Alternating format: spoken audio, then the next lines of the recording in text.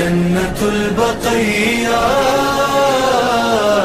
اے جنت البقیہ،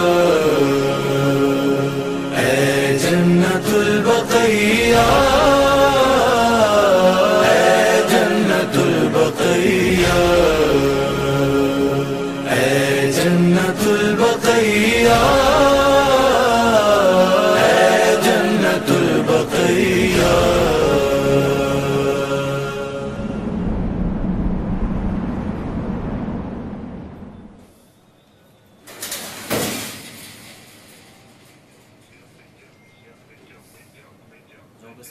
بسم اللہ الرحمن الرحیم، شروع کرنی یعنی اعوذ باللہ السمیع العلیم من الشیطان الرجیم، بسم اللہ الرحمن الرحیم۔ قال اللہ سبحانہ وتعالی ومن يعظم شعائر اللہ فإنها من تقوى القلوب، صدق اللہ العلی العظیم۔ امام حسین علیہ السلام ٹی وی پر جاری اس سلسلہ بحث کا یہ دوسرا مرحلہ ہے، جس میں عنوان یہ ہے کہ جنت البقیع کی ویرانی کب تک۔ اس سلسلے میں ہم نے گزشتہ پروگرام میں کچھ باتیں پیش کی تھیں، اور آج میں یہ چاہتا ہوں کہ وہ چیزیں کہ جو اس موضوع سے بنیادی تعلق رکھتی ہیں وہ بیان کی جائیں۔ پہلی بات تو یہ ہے کہ ہم ان مزارات مقدسہ پر حاضری دینے کو اور ان مزارات مقدسہ کی اہمیت کے حوالے سے انہیں شعائر اللہ سمجھتے ہیں۔ شعائر اللہ در حقیقت شعائر جمع ہے شعیرہ کی۔ شعیرہ کا معنی یہ ہے وہ شے کہ جس سے اللہ کی یاد تازہ ہو۔ شعیر یعنی وہ علامت اور نشانی، شعائر اللہ یعنی اللہ کی یاد تازہ کرنے والی شے یا اللہ کی یاد دلانے والی شے کو ہم اس عنوان سے یاد کرتے ہیں۔ اور جہاں تک مزارات مقدسہ معصومین علیہم السلام کا تعلق ہے کہ جو مدینہ منورہ کے تاریخی قبرستان جنت البقیع میں منہدم کیے گئے، ان کے حوالے سے ہم یہ مطالبہ ہمیشہ دہراتے ہیں اور دہراتے رہیں گے جب تک یہ دوبارہ تعمیر نہ ہو جائیں۔ ہم کہتے ہیں کہ ان کی وجہ سے اللہ کی یاد تازہ ہوتی ہے، اللہ کی یاد پیدا ہوتی ہے، اللہ کی یاد آتی ہے کہ اللہ نے ان ہستیوں کو پیدا کیا، وہ ہستیاں کہ پوری کائنات ان کے لیے بنائی گئی۔ اللہ نے ان ہستیوں کو مقصد تخلیق کائنات قرار دیا۔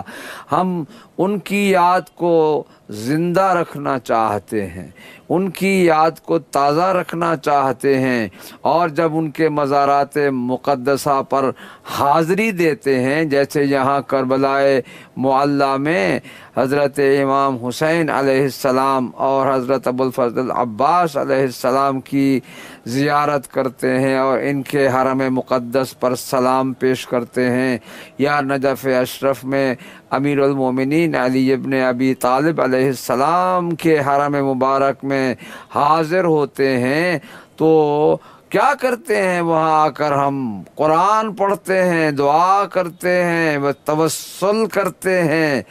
توسل ایک حکم الہی ہے، خداوند عالم نے خود ہی فرمایا ہے وَابْتَغُوا إِلَيْهِ الْوَسِيلَةَ۔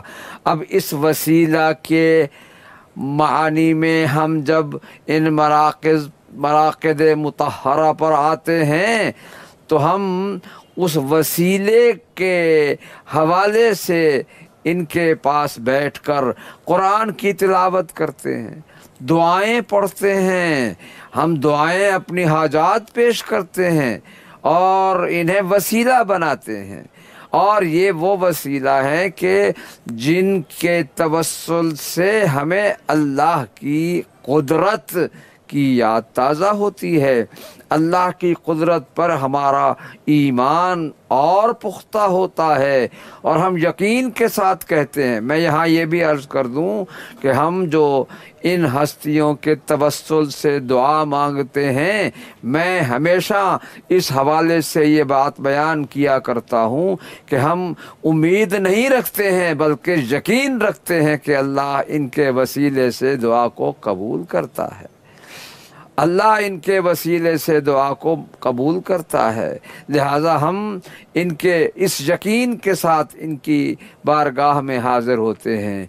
और फिर ये है कि जब हम यहाँ आते हैं और फिर तिलावत कुरान करते हैं, मुझे ये बात अभी तक समझ में नहीं आई कि इसको बिदात क्यों कहा जाता है।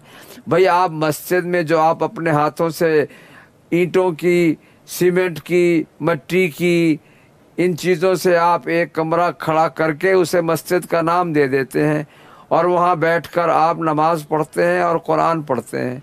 वहाँ कुरान पढ़ना तो ठीक है, और अगर ये मज़ार मुक़द्दस के जिसमें एक अजीम हस्ती मदफून है, अगर वहाँ बैठकर हम कुरान पढ़ें तो उसे कहाँ से बिदात करार दिया जा सकता है। इस अक्ल की मुझे अभी तक समझ में नहीं आई कि वो अमल के जो हम अपने हाथों से बनाए हुए एक छोटे से कमरे को मस्जिद का नाम देकर नमाज भी पढ़ते हैं, सजदे भी करते हैं, रुकू भी करते हैं, तिलावतें करते हैं, वहाँ पर तो सब कुछ ठीक है। और यहाँ जो मंसूब है वो मकाम के जहाँ वो हस्तियाँ मदफून हैं कि जिनके वसीले से अल्लाह दुआएं कबूल करता है, जिनके वसीले से अल्लाह हाजात को पूरा करता है। हम जब उनके वसीले से अपनी दुआ पेश करते हैं, तिलावत कुरान करते हैं, तो अल्लाह उस तिलावत कुरान के सवाब को कई गुना ज़्यादा कर देता है, क्योंकि उसका कुर्ब, उस तिलावत का कुर्ब उस हस्ती की मुक़द्दस मज़ार से होता है कि जो हस्ती अल्लाह के नज़दीक सबसे ज़्यादा महबूब है। वो हस्तियाँ अल्लाह को पूरी कायनात में सबसे ज़्यादा महबूब हैं।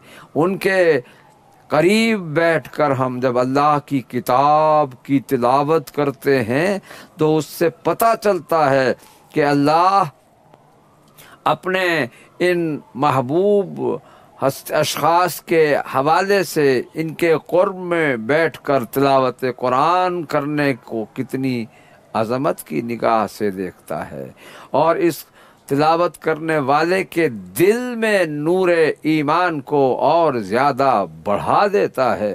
लिहाजा हम इस अमल को इनके मरकद मुतहर के करीब बैठकर इसलिए करते हैं कि ये वसीला है तक़र्रुब इलाही का।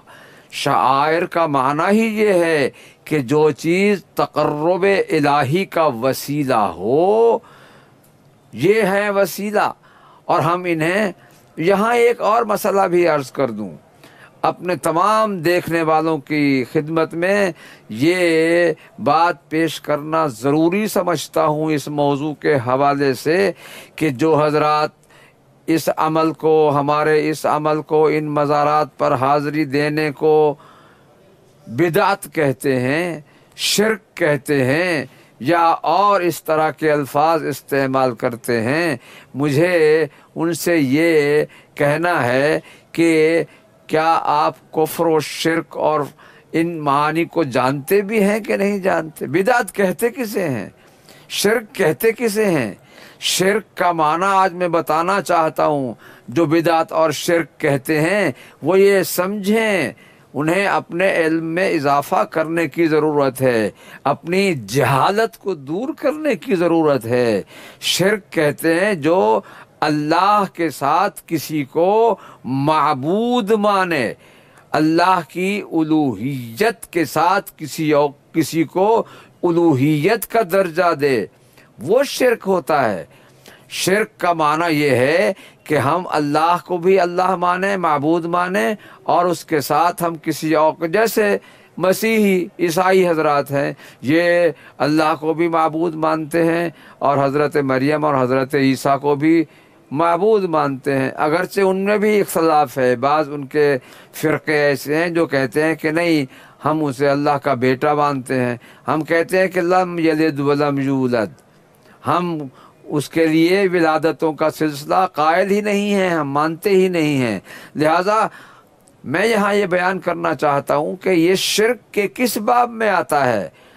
ان جاہلوں کو کون سمجھائے کہ شرک کا یہ مصداق نہیں ہے، اور وہ کہتے ہیں کہ جی یہ شیعہ پیروان اہل بیت قبر پرستی کرتے ہیں۔ انہیں یہ سمجھ میں نہیں آئی بات کہ ہم ان قبروں کی پوجا نہیں کرتے ہیں، ہم ان قبروں کی وساطت سے، ان قبروں میں مدفون ہستیوں کے توسل سے بارگاہ الہی میں اپنی حاجات پیش کرتے ہیں۔ اس کا شرک سے کیا تعلق ہے؟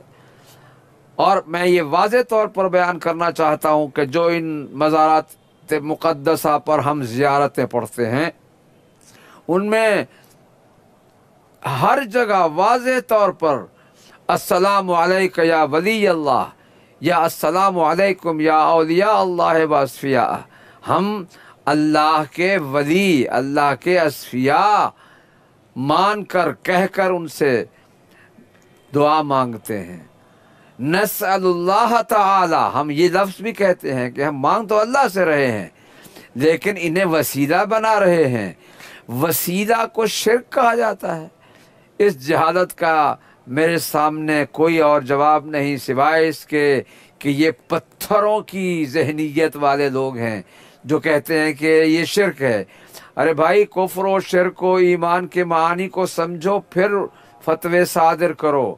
یہ فتوے صادر کرنا صرف اپنی حکومت و اقتدار کی بنیاد پر ایسا آپ لوگ کر رہے ہیں، ایسا غلط ہے، اسلامی اصولوں کے منافی ہے یہ بات۔ اسلام کہتا ہے فابتغوا الیہ الوسیلہ، اللہ کے پاس جانے کے لیے وسیلہ تلاش کرو۔ وسیلہ یہ ہیں جنہیں اللہ نے بنایا ہے، اور پھر ہمیں حکم دیا ہے کہ تم ان شعائر اللہ کی تعظیم کرو۔ وَمَن يُعَظِّمْ شَعَائِرَ اللَّهِ فَإِنَّهَا مِن تَقْوَى الْقُلُوبِ۔ یہ تعظیم کا مطلب کیا ہے؟ تعظیم کا مطلب یہ اٹھ کے سامنے ہاتھ بلند کر کے، یا جھک کے، یا ہاتھ چوم کر، یا گھٹنوں تک ہاتھ لے جا کر، یا پیروں تک ہاتھ لے جا کر، یہ تعظیم کے وہ آداب ہیں کہ جو عام طور پر ہمارے ہاں رائج ہیں۔ لیکن جہاں تک شعائر اللہ کی تعظیم کا معنی ہے، وہ یہ ہے کہ ان کے حوالے سے ہم اللہ کی بارگاہ میں اپنی حاجات پیش کریں، اور ہم اللہ کو پکارتے ہیں، اے پروردگار تجھے ان کا واسطہ، اے پروردگار تجھے ان کے وسیلے سے ہم تجھ سے مانگ رہے ہیں۔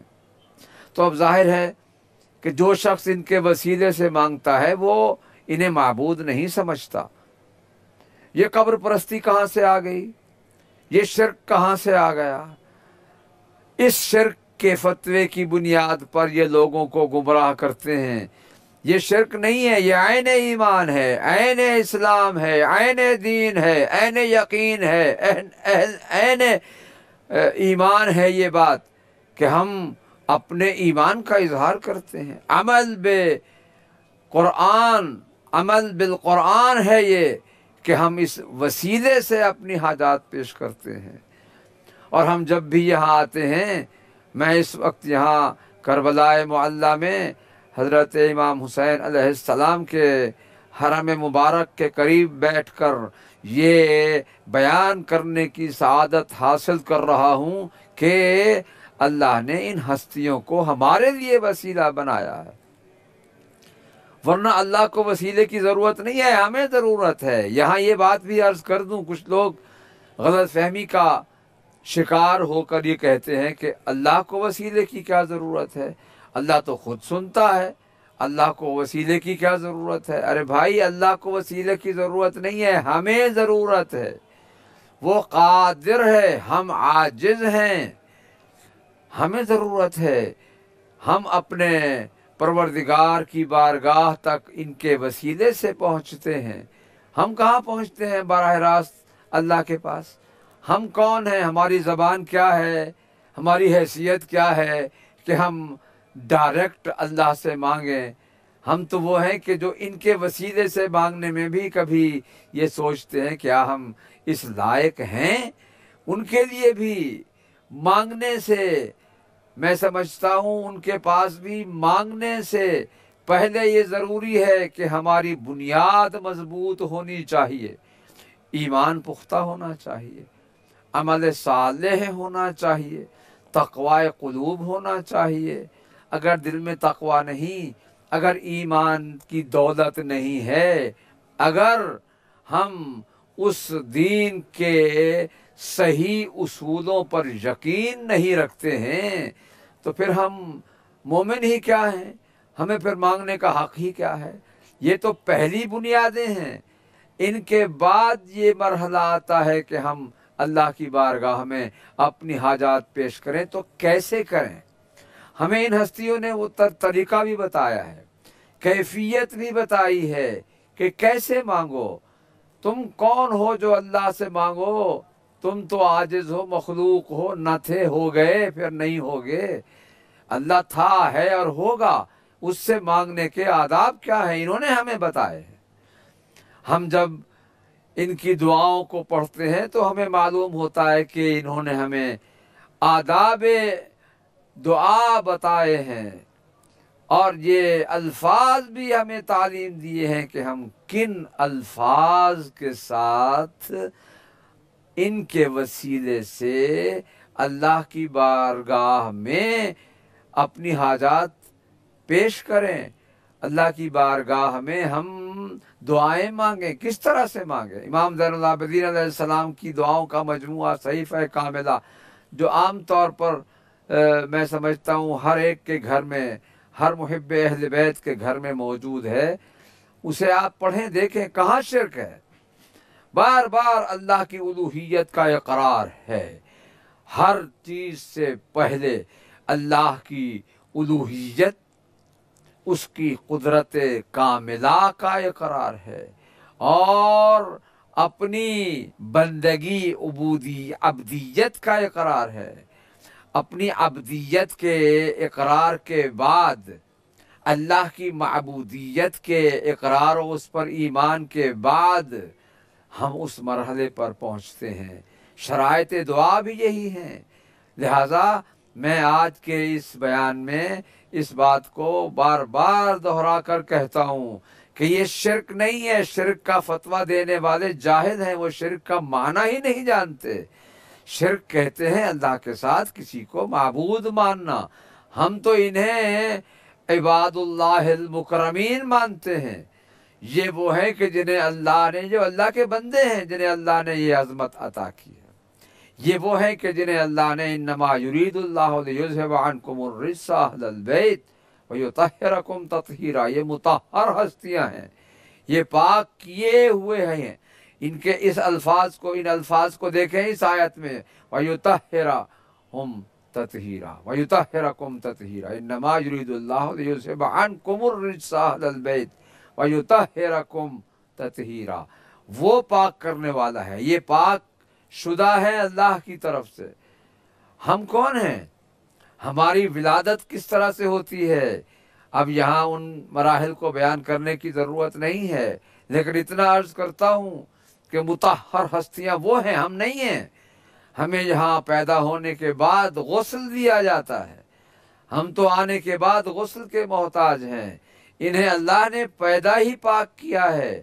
یہ وہ ہستیاں ہیں کہ جن کی زبان پاک، جن کے قلوب پاک، جن کے اجسام مطہرہ ہیں، پاک ہیں، ان کے وسیلے سے ہم مانگتے ہیں دعائیں۔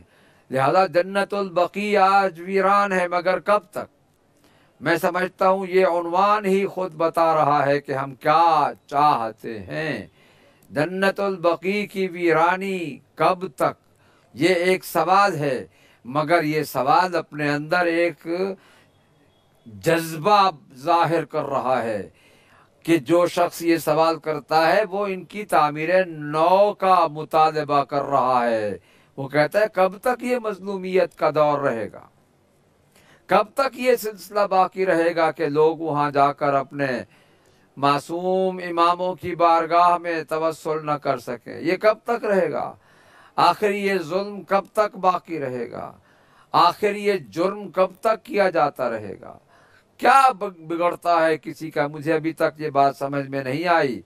مانگتے ہم ہیں، تکلیف انہیں ہوتی ہے، دعائیں ہم کرتے ہیں اور فتوے یہ لگاتے ہیں۔ یہ ہیں کون فتوے لگانے والے؟ ہم ان کے مذہب کے بارے میں ابھی کچھ نہیں کہتے کیونکہ آج ہمارا یہ موضوع نہیں ہے، ورنہ ان کے مذہب کی کمزور بنیادوں کو اگر ہم بیان کرنا شروع کر دیں تو معلوم ہو جائے گا کہ یہ مذہب کہاں تک قرآنی مذہب کہلا سکتا ہے۔ ہم آج یہ کہتے ہیں کہ اللہ نے جب ہمیں وسیلہ تلاش کرنے کا حکم دیا ہے تو وسیلے کے ذریعے سے ہی ہم مانتے ہیں، ان ہستیوں کو وسیلہ مانتے ہیں۔ پھر بھی کہوں گا میں کہ ہم وسیلہ مانتے ہیں، وسیلہ مانتے ہیں، وسیلہ مانتے ہیں، معبود نہیں مانتے۔ اگر معبود مانتے تو ہم مشرک ہوتے۔ وہ لوگ کہ جو معبود مانتے ہیں، معلوم نہیں کہ وہ کس بنیاد پر اس مقام کو ان کے لیے قائل ہیں کہ جو اللہ سے مخصوص ہے۔ لا الہ الا اللہ، ہم آج بھی کہتے ہیں لا الہ الا اللہ۔ میں انشاءاللہ اگلے بیانات میں بعض چیزوں کو اور بیان کروں گا کہ جو جنت البقیع سے مخصوص ہیں۔ آج صرف یہ کہنا چاہتا ہوں کہ اس وسیلے کو منہدم کرنے والوں سے یہ میں کہنا چاہتا ہوں یہ شرک نہیں ہے۔ خدا کے لیے اسے شرک کا ٹھپا نہ لگائیں، اس کے اوپر شرک کی مہر نہ لگائیں اس کے اوپر۔ یہ عین ایمان ہے، عین دین ہے، عین اسلام ہے۔ لہذا ہمیں چاہیے کہ ہم تعظیم شعائر اللہ کریں اور اس تعظیم شعائر اللہ میں اپنی ایمانی قوت کا اظہار کریں۔ اور ہم اس پروگرام میں بھی یہی پیغام دینا چاہتے ہیں کہ یہ در حقیقت توسل کا ایک ذریعہ ہے، اس وسیلے کے ذریعے کو باقی رکھا جائے۔